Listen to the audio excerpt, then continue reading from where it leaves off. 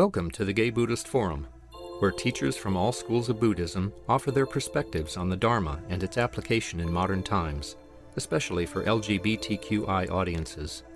These talks are offered freely to the world and made possible by appreciative listeners. If you would like to support our efforts to share the Dharma with underserved audiences, please visit gaybuddhist.org. There you can donate, find a list of upcoming speakers, or enjoy many hundreds of these recorded talks dating back to 1996.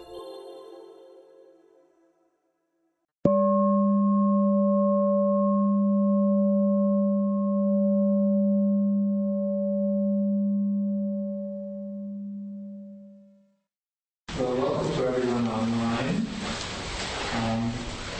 Welcome back to the Gay Buddhist Fellowship, November 12th, 2023.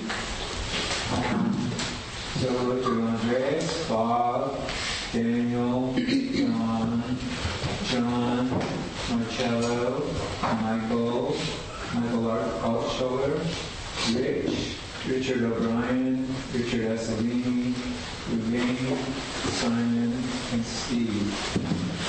Is anybody online here for the first time? Or joining us for the first time?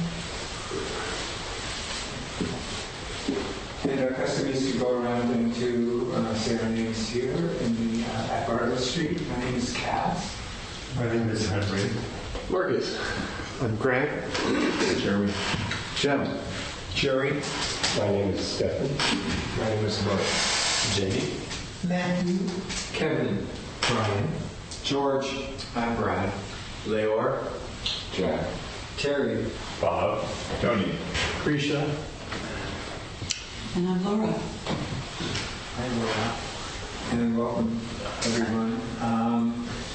We're pleased to have our dear friend, Ryuko Laura Burges, back with us, a lay-entrusted dharma teacher in the Soto Zen tradition, lectures and leads retreats at practice centers in Northern California. She received monastic training at Tassajara Zen Mountain Center, the first Zen Buddhist Monastery in the United States. Laura taught children for 35 years and mentored other teachers, helping to bring mindfulness practice into the elementary classroom. Laura is active in recovery, co-founded the Sangha in Recovery program at the San Francisco Zen Center, and is the invited teacher at Lennox House Meditation Group in Oakland. Her two children's books are Buddhist Stories for Kids and Zen for Kids. Her latest book is The Zen Way of Recovery, an illuminated path out of the darkness of addiction. Well, I'm so happy to be back with you. I'm sitting here thinking what a beautiful day it is in San Francisco, and yet, of course, we hold in our hearts the trauma which is always part of human life, but seems especially acute right now. So I feel like coming together in person like this, and thank you to those of you who are joining us online, is a way for us to kind of soothe our broken hearts about the world. I'm going to share with you a fairy tale today. This talk today is based on a chapter from my book, The Zen Way of Recovery. And I started this chapter with a quote from the travel writer Pico Iyer, who said, "We run and run from who we are, only to discover, of course, that is precisely what we can never put behind us." And I feel like in our sitting practice, we have a chance to get to know ourselves very intimately. And when we practice with others in Sangha like this, Suzuki Roshi said that practicing together is like milk and water mixing. But he also said it's like a bunch of rocks in a jar with the rough edges getting worn down over time. So maybe both of those things are true. So I come from the Soto Zen tradition. We call our meditation Zazen. And when we sit Zazen, we sit still in the midst of a crazy world, not leaning to the left nor the right, neither forward nor backward. And we return again and again to the breath. And I feel like when we sit, we're voluntarily imposing a limitation on ourselves. You know, for a while, we're not going to do what we usually do. We're just going to sit in the middle of our life, keeping our spine straight, sitting in a particular way, choosing for a time to do this rather than something else. And I think that within this limitation, we can find a tremendous freedom. Now, of course, our mind wanders when we sit. That's what the mind does. And I feel that meditation is that moment when we come back to the breath. We come back to ourselves. We come back to our true nature over and over again. I have to tell you, though, I did practice at Tassajara for 3 years and then went back for 10 years every summer to cook for the guests.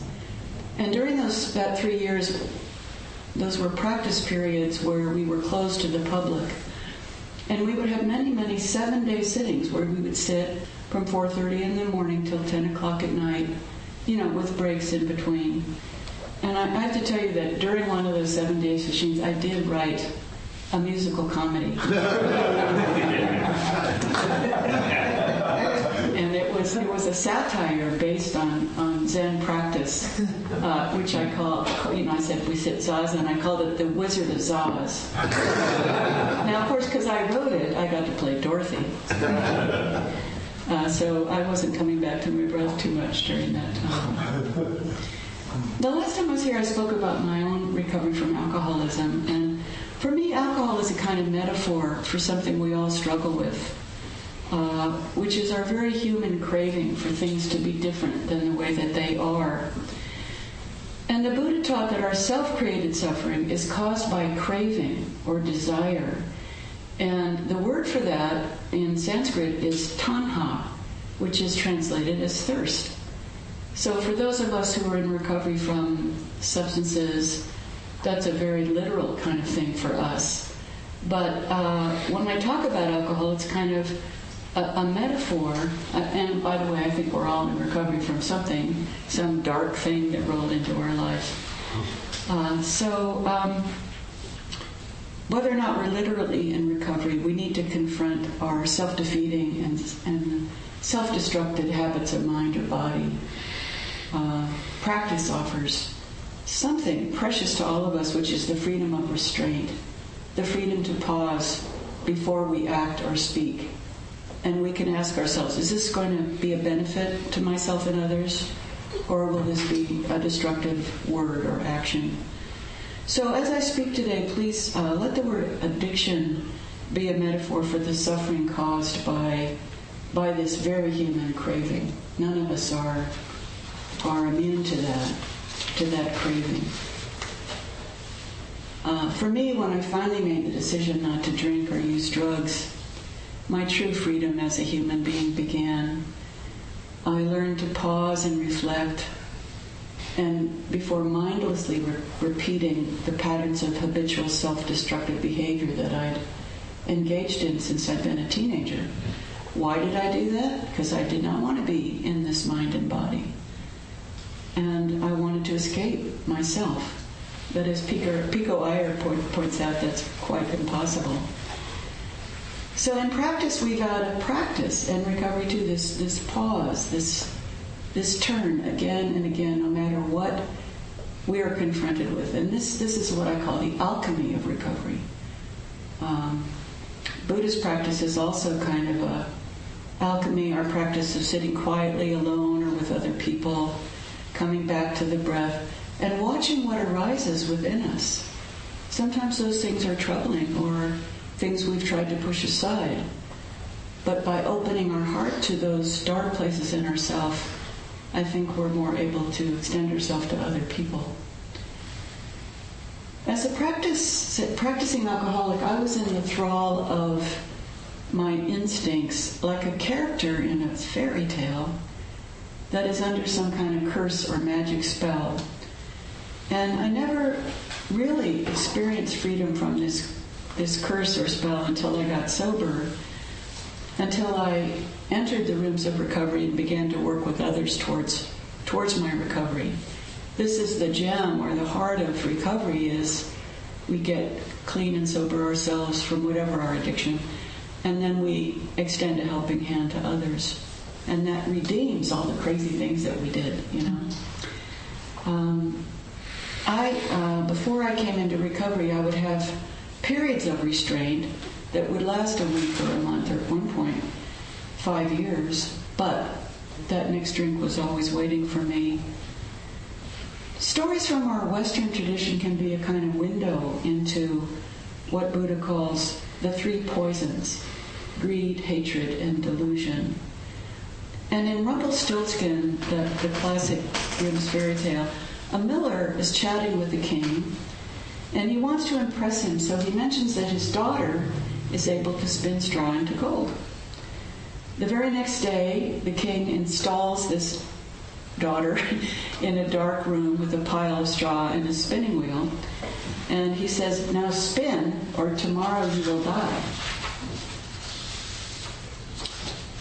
And the poor girl begins to cry piteously. She doesn't know how to spin straw into gold. And then suddenly this funny little man appears.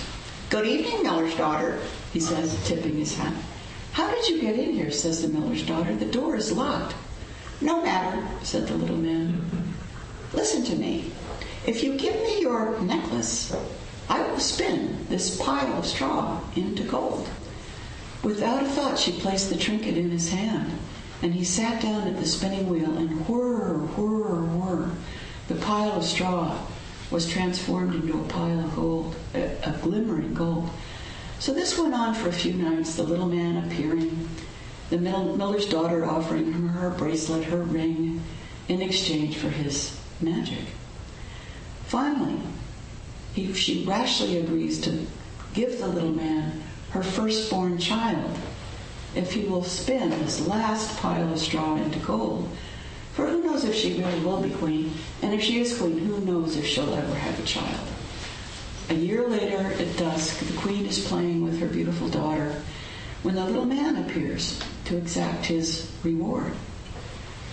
When the queen begins to cry, a tiny little corner of his heart melts, and he tells her that if she can guess his name, he will go away and never bother her again. Of course he knows she will never be able to guess his name. The next night when he returns, she gives him every name she can think of, and the following night as well. "No, no, no, that's not my name," crows the little man.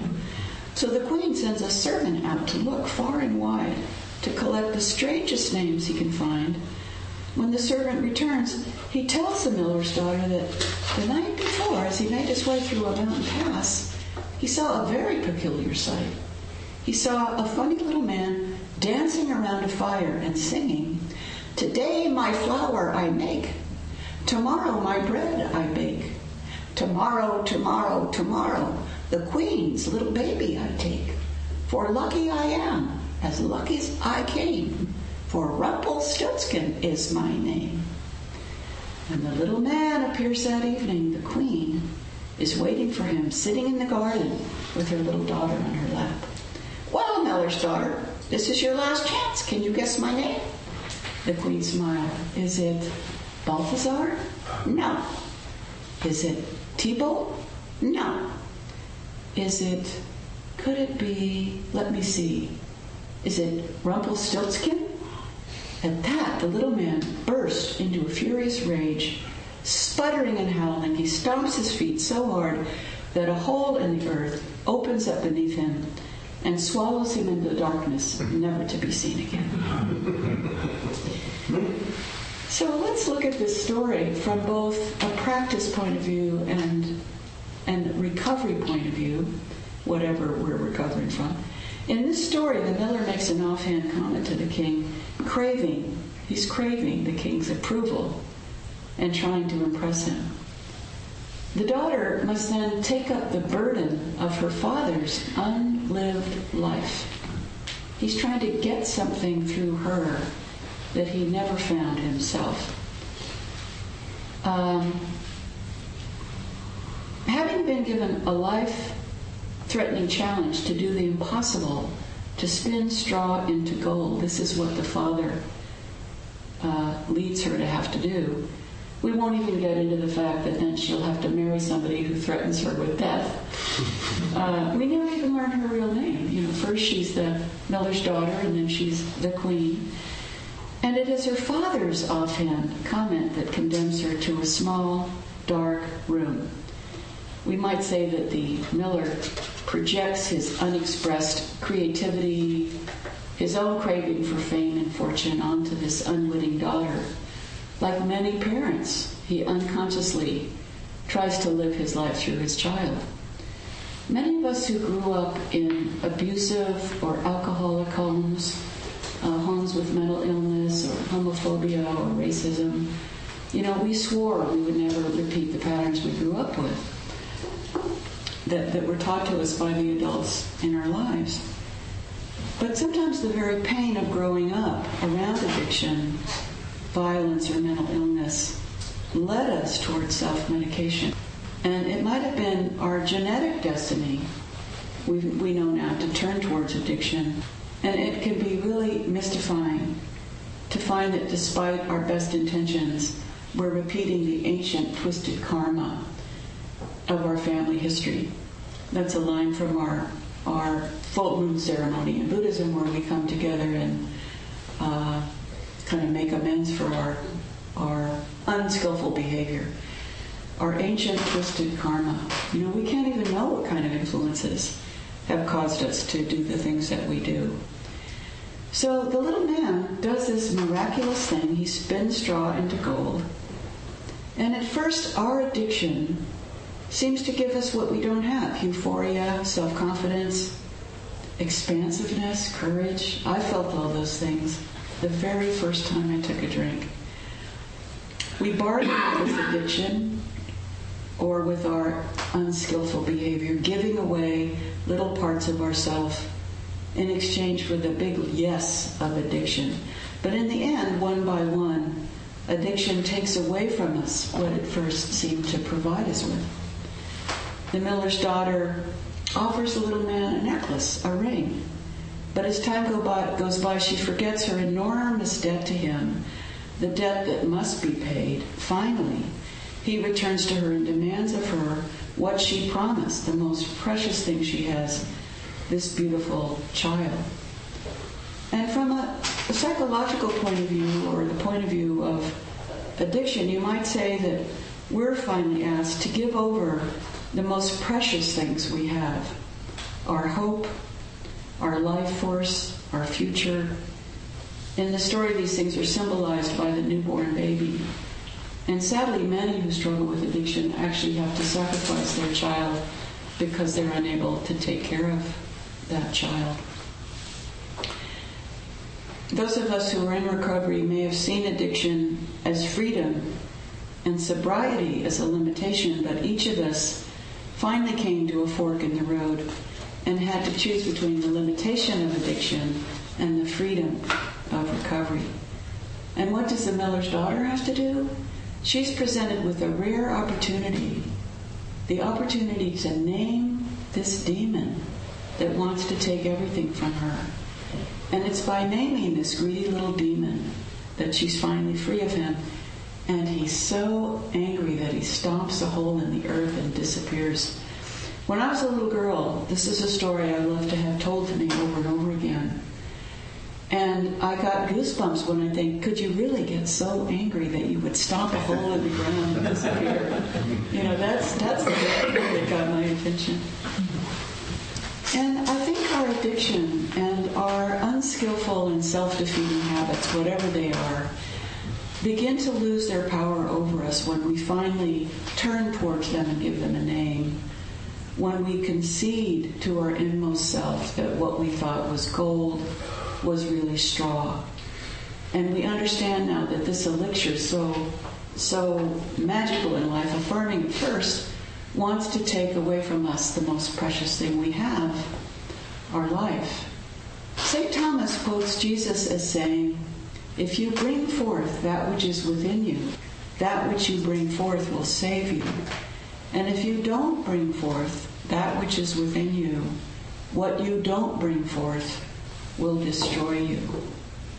So anything we do in our life that obstructs this ability to bring forth our potential, to bring forth our loving kindness, to bring forth our courage and our integrity. You know, things that may have been blocked by our negative habits or negative minds. You know, that can just be corrosive self-pity or corrosive resentment towards other people. So if we're under the spell of addiction, we're unable to fully call forth this precious potential that resides within us, and we're trapped. Many addicts, and I myself, talk about the narrow little place we find ourselves when we hit bottom, when we come to the end of our addiction. And this is like the dark little room that the miller's daughter finds herself in. We don't have our own kind of demon, our own delusions, our own cravings. And our practice begins wholeheartedly when we turn towards those things and face this little man, this demon, this monster, this dragon, Mara, you might call it in Buddhist terms, and give it a name, its true name. For those of us in recovery, this demon happens to be named addiction, and we find a world of freedom on the other side of this thick wall. But first, we must name the demon. We must name it and turn towards it. Until I named this demon that controlled me, I had no true freedom. I was locked, powerless in a little room, the little dark room that addiction took me to. And just by being willing, in the very first meeting I went to, I raised my hand and said, "I'm Laura and I'm an alcoholic." I wasn't sure about that. You know, I knew many people that drank more than I did, and they didn't have to. They didn't have to come to recovery. They did later, many of them. But when I did that, when I was willing to identify myself as an alcoholic, and miraculously suddenly becoming willing to ask for help, that was huge. Being able to later offer help, I began to walk the path of freedom. Gandhi said, and I want to say this because some of us in recovery struggle with the word God because we identify as Buddhist and we don't see that there's a deity running our lives. But Gandhi said God is truth. You know, for many of us Buddhists, we say God is the dharma. God is just a three-letter word. You know, in Buddhism we say a finger at the moon, pointing at the moon is not the moon.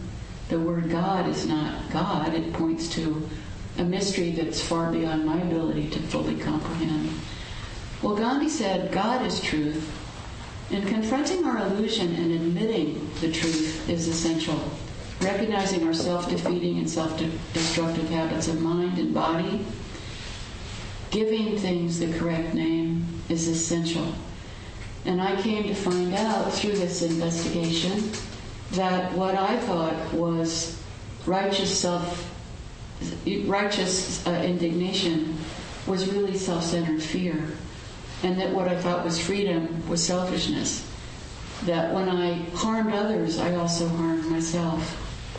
And I learned the practice in recovery to write these things down, to write down the ways in which I'd harmed myself and other people, and to become willing to make amends for those things when I could.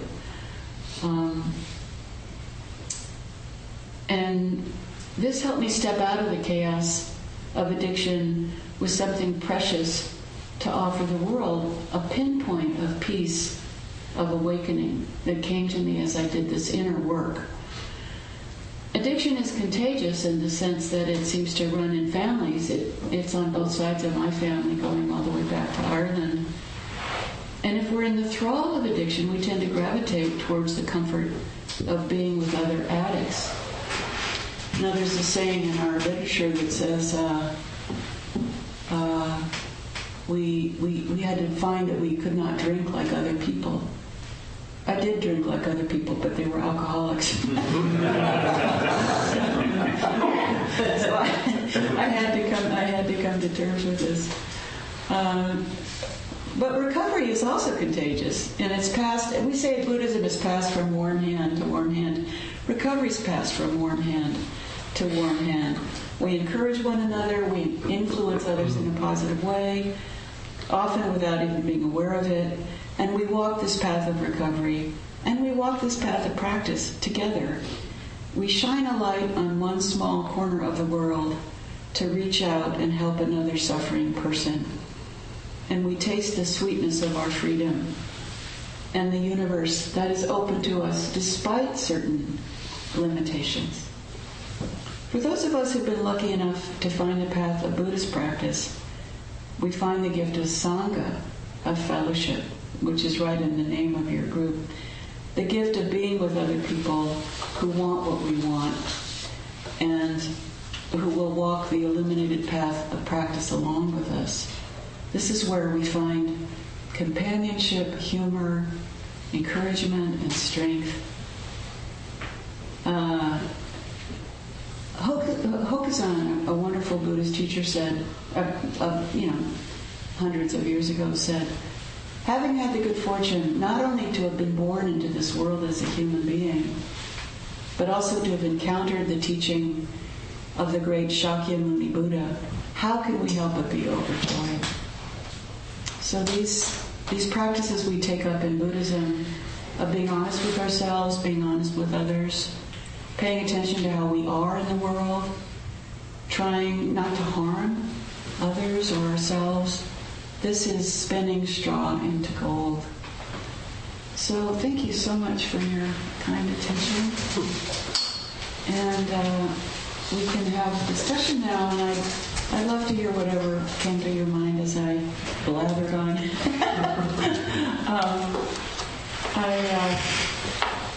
I, for myself, these twin paths of practice and recovery are inextricable from one another. And thank you for indulging me, because I know you're not all in recovery, but I hope you can see this is kind of a metaphor or a way of addressing, some of us are addicted to screen time or obsessive busyness or toxic relationships or toxic behaviors. So I hope you found something to identify with, because we're all, my partner David saw his son making not his son, his grandson, making a Valentine. And David said to Skylar, who's that Valentine for? And Skylar said, Wyatt. And David said, who's Wyatt? And Skylar said, a human. I was so touched by that. I thought if we could all just see each other as a human. And how painful is it that religious divisions cause violence and suffering? It's just mystifying how we treat one another in this world, Now we forget that we're all just humans doing the best we can. So I'd love to hear from you. The floor is open. Yes? I'd like to go back to the very beginning of our time together. When you went through metta, and there are different versions of it, it just struck me. It's like, may you be healthy, may you not suffer, may you find joy. And it's all like, the teaching of Buddhism is that we can't do that really, right? Unless we, when and if we become Buddha, a Bodhisattva, we can't get rid of suffering. We can't be healthy. We're all going to get sick and die. So it just struck me as sort of a dichotomy or a strange... Well, you're striking on such a beautiful paradox in Buddhism. When we chant at Zen Center, and beings are numberless. I vow to save them. Dharma gates are endless. I vow to enter them. We can't fully do it. And when I came to Zen Center and I heard about sickness, old age, and death, which were the forms of suffering that the Buddha encountered, he escaped his protective compound and went into the village and saw people who were sick and old and dying. Well, when I heard about sickness, old age, and death, I certainly didn't think they were talking about me. Well, now I'm 74 years old. and I'm coming to terms with the fact that, no, we cannot end suffering as long as we're in a human body. So it's a kind of paradox that we wish for an end of suffering. even though there's always been suffering and there always will be suffering. But I do think we can come to terms with the ways in which we can be of help. And when I found myself sitting in a classroom at San Francisco State at the age of 35 after gotten pitifully drunk the night before, I'd gone back to school to get my teaching credential, and it dawned on me that I could not be worthy of teaching kids unless I stopped drinking. Something deep inside me called out, "Please, please help me." I'd never done that before. I didn't know what I was asking for help. But if we can do that, if we can ask the universe for help, I found in recovery that our collective intention to stay sober was a power greater than myself. And I got better. So change is possible. And if we right now we're engaging in our collective intention to wake up as people who are in alignment with Buddhist teaching. So it's just a very crazy paradox that we aspire to end all suffering, and yet we know we can't. But we can all do something. Suzuki Roshi said, shine one corner of the world. Pick something. Pick some place where you can have an impact. It doesn't feel like much, but, like that butterfly flapping its wings in the Amazon, we don't know how our kindness will spread out and help other beings. And by the same token, we don't know how our anger and impatience and irritability will spread out and affect others. Speaking of metaphors, traffic is a great metaphor for ego at work. Thank you so much for asking that. That's it's a koan we have to practice with. Yes. I love an analogy that you used, and I'd never heard it before, which was a finger pointing at the moon isn't the moon, and the name of God is just a finger pointing at the moon. I've never heard that before, and I'm curious, context for that, is that Buddhist teaching? Is that something? It's a Zen teaching. I can't tell you exactly where it came from, but when I first started practicing and I would hear these quirky Zen stories, and I heard that phrase, I didn't really know what that meant, but I stored these things away, and then as my life unfolded, it would dawn on me, oh, that's like a finger pointing at the moon. It's not the moon. And a lot of these, when I would hear these Zen stories, I think they were holding the sutra upside down when they translated it. That doesn't make any sense. So, hold that phrase as you go forth from this place, and I think you'll see that it will reverberate a little bit in your life. That a finger pointing at the moon is not the moon. And you know what? It's very widely applicable. So my idea about you is just my idea about you. It's not you. And even my ideas about myself are not me. It's just a finger pointing at the moon. And I love the playfulness of that phrase as well, And in recovery, I've sponsored other people, and I've been sponsored by other people, and I love the encouragement we have in Buddhism to just play with Buddhist teachings and see what works for you. Even he encouraged us to do that. And we can do that in recovery too, to play with the things that were offered in recovery and see what works for us. A finger pointing at the moon is not the moon. Laura, we have Bob online who has raised his hand. I wanted to thank you for the story you told, and also for describing how you asked for help with going through recovery, getting recovery. To me, that's the moral of the story you told. The miller's daughter doesn't solve the problem. She gets the help of the fellow who goes out and learns Rumplestiltskin's name. And I think to learn when you've got a problem, no matter how insurmountable it may seem, it's good to ask for help. Thank you for so much for that. And you know what? I've told this story so many times to kids and to my daughter, and it never occurred to me before, who else helps her? The little man. Rumplestiltskin helps her. He helps her, and he's a very contentious little being who wants everything from her. But I think maybe another the story that never occurred to me is that our unskillful behavior and the negative sides of ourselves are one end of a stick, you know. So, for example, my alcoholism was a terrible curse or spell I was under, but enabled me to find this beautiful life of recovery. And so Rumplestiltskin is a weird little guy, and yet he enables her to have a beautiful daughter. Let's not talk about the king and his problems, but, you know, so sometimes the very things that we reject in ourselves are the things that can help shine a light on our lives. So thanks, Bob, for that comment. Yes, we all need help. And for some of us, that's the hardest thing to ask for.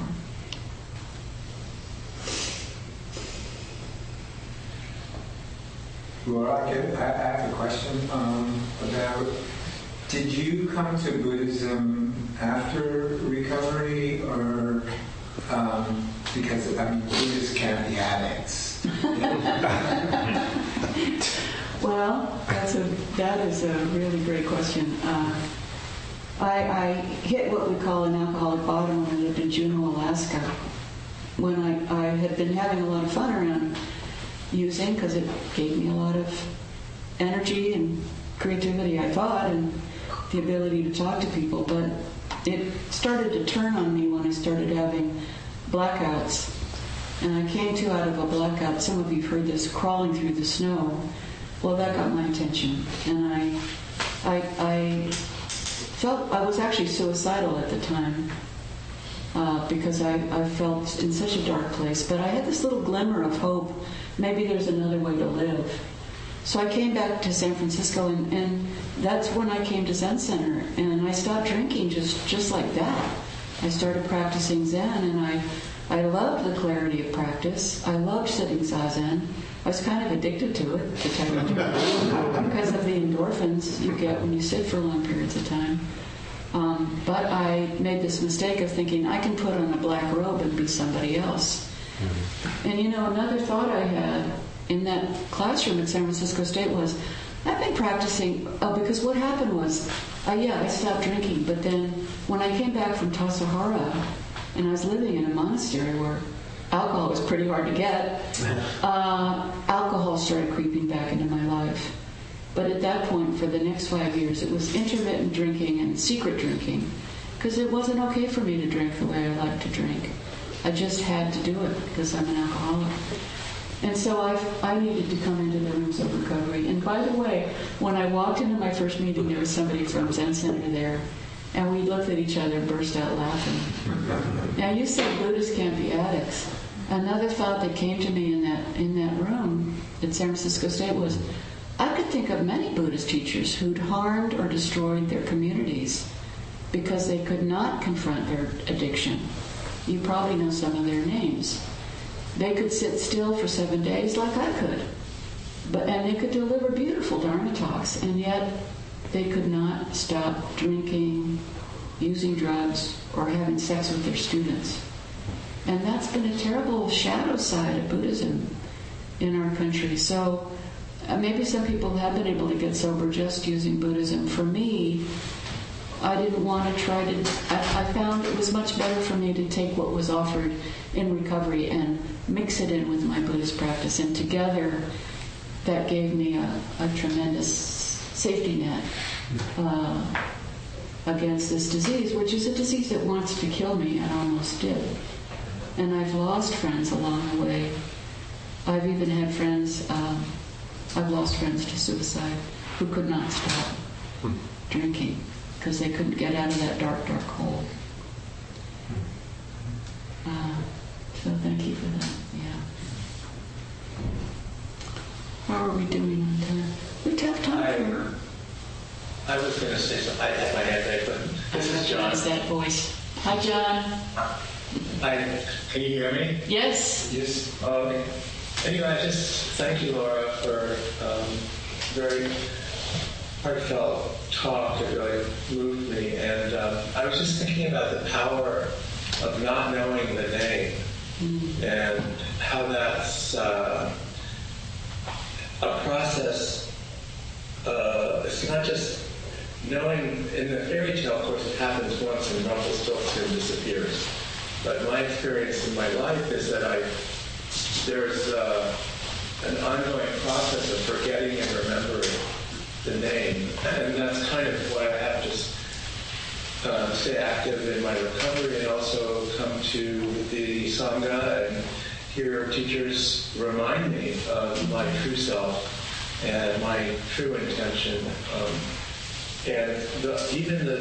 What you described about that point at which your mind is wandering and you turn around and come back to the breath, that's also a kind of remembrance of the name.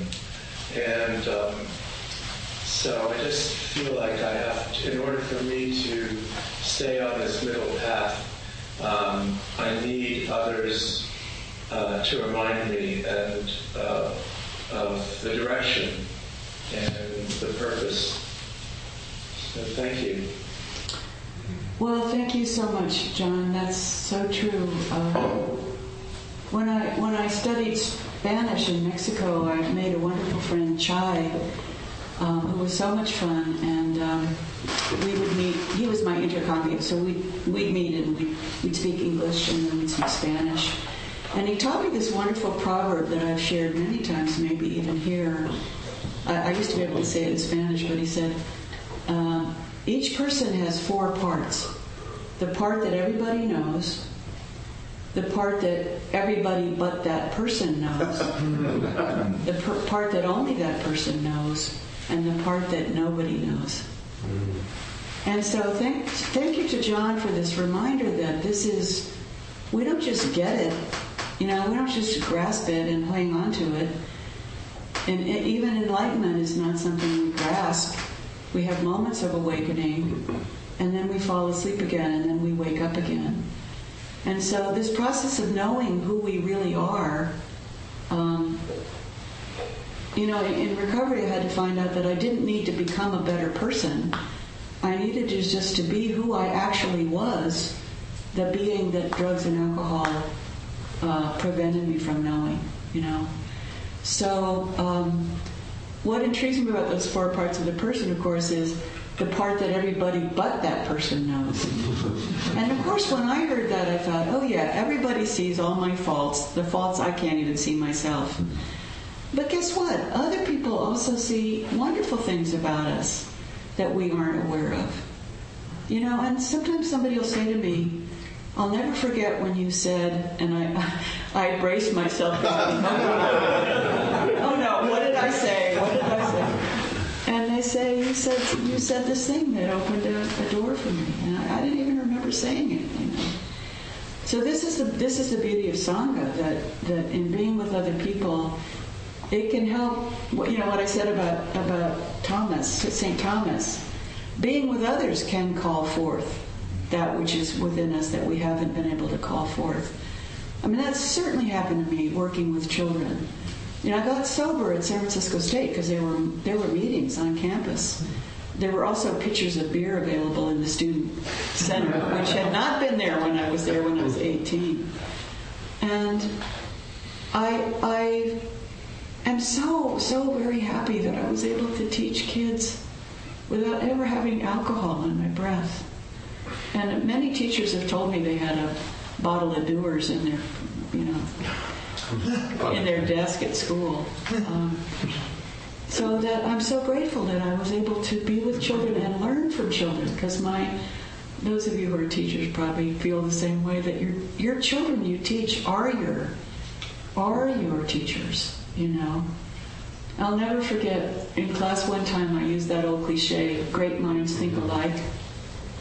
And Paul raised his hand and said, no, they don't. That's what makes them great.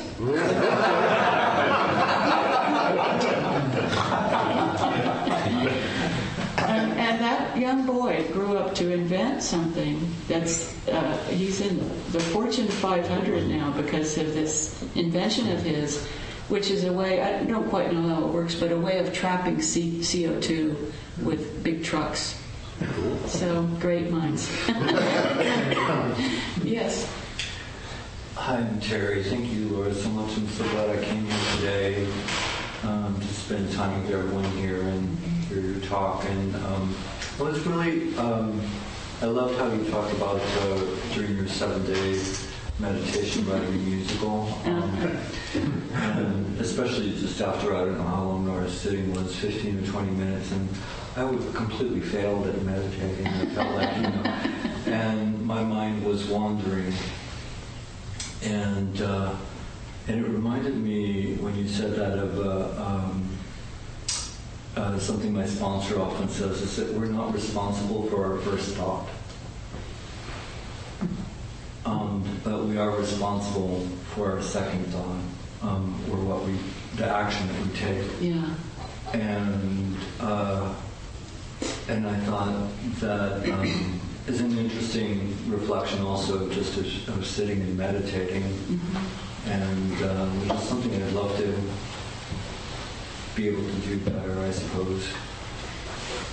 Well, I think it's kind of an illusion to think you fail at meditation, because just sitting down, as you did, and being with other people who have the same intention, and you probably did come back to your breath many times. That is meditation, And when I was meditating today, I remembered a line from one of the songs I sang in The Wizard of Oz as Dorothy.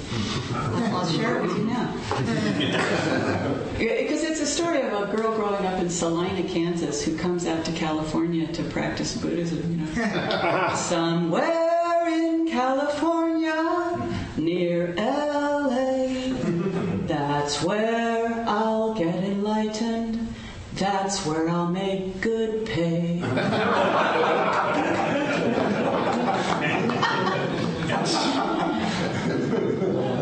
I still have that script somewhere. I did produce that play, and there's a tradition in Zen that in the middle of a practice period, you celebrate. You have a celebration because it's a very rigorous time during practice period. And one of the traditions is to make fun of the Roshi. So our Roshi at the time, Richard Baker, was on the phone all the time. And so part of my musical comedy was that Dorothy goes to the land of Oz and she knocks on the door, and the Roshi's assistant comes to the door, and he just keeps saying, "He's on the phone. He's on the phone." And Richard Baker wasn't there when I did this play, but I wonder if he probably did hear about that.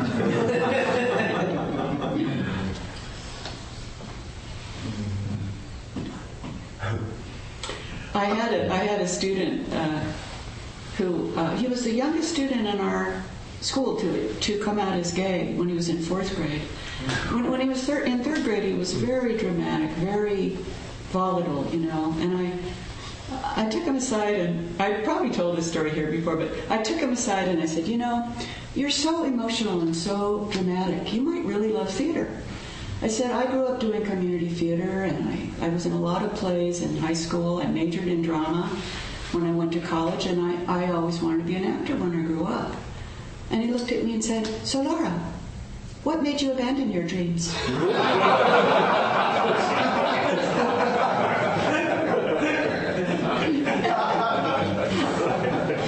And I said, "There's plenty of drama in 3rd grade." Yes. This is slightly off topic, but were you aware of what kids were gay as they came through your classroom? Did you have an intuition, or what? I did sometimes. I did sometimes. And there's when I went back to my school this week to see a performance, there were a couple of transgender kids that I had questions about, maybe some gender identity issues with them when they were in 3rd grade. I had a little girl named Robin in my class who was quite a tomboy, and she was very athletic. And she played on a boys' soccer team. She was a great soccer player.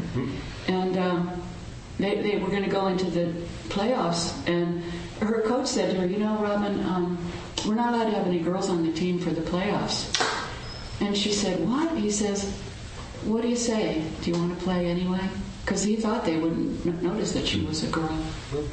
She had very short hair, and she was really tough, So she played in that game, and they won. And then she said to the other team, "You got beat by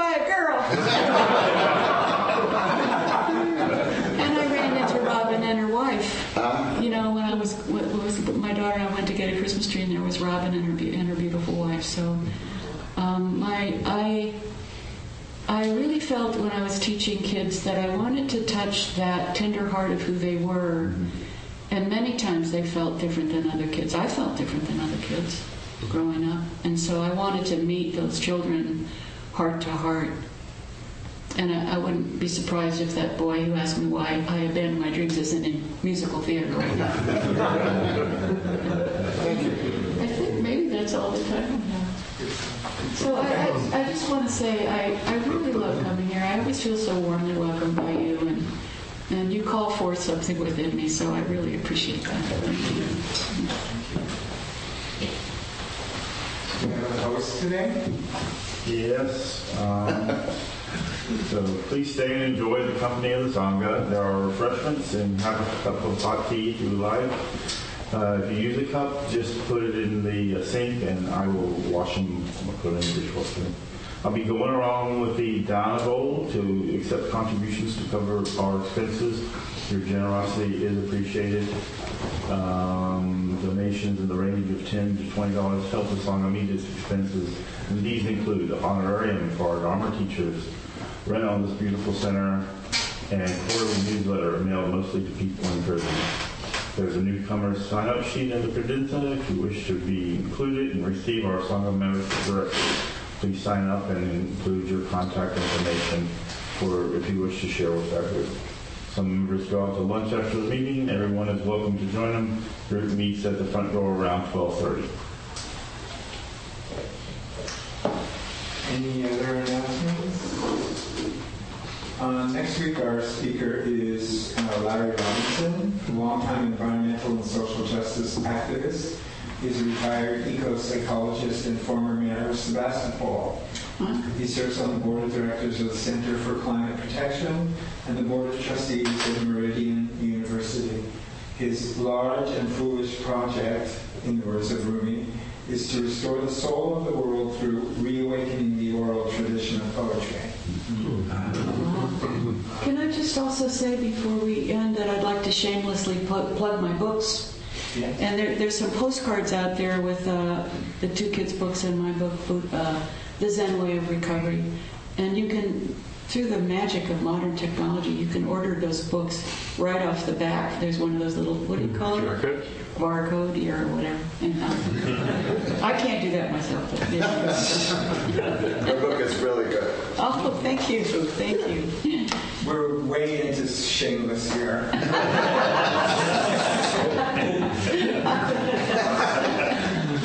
How much did you pay him for that? 25 cents later. Okay, so I guess there are ways to help to do service in our Sangha. We're always looking for hosts and substitute hosts and Zoom technicians. So if anybody's interested in contributing to the Sangha, we'll speak to me after during the social hour. Would you like to offer the dedication? I would. Okay. Will you stand?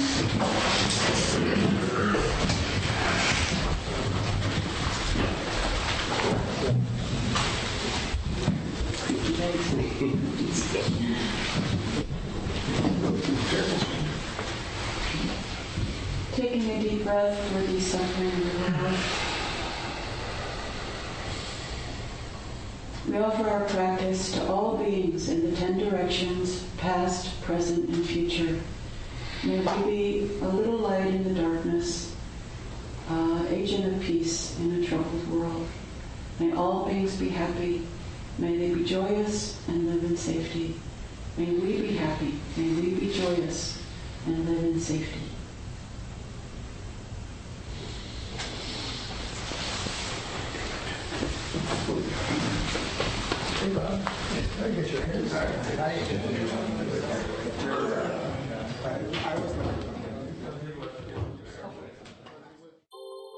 Thank you for listening to the Gay Buddhist Forum.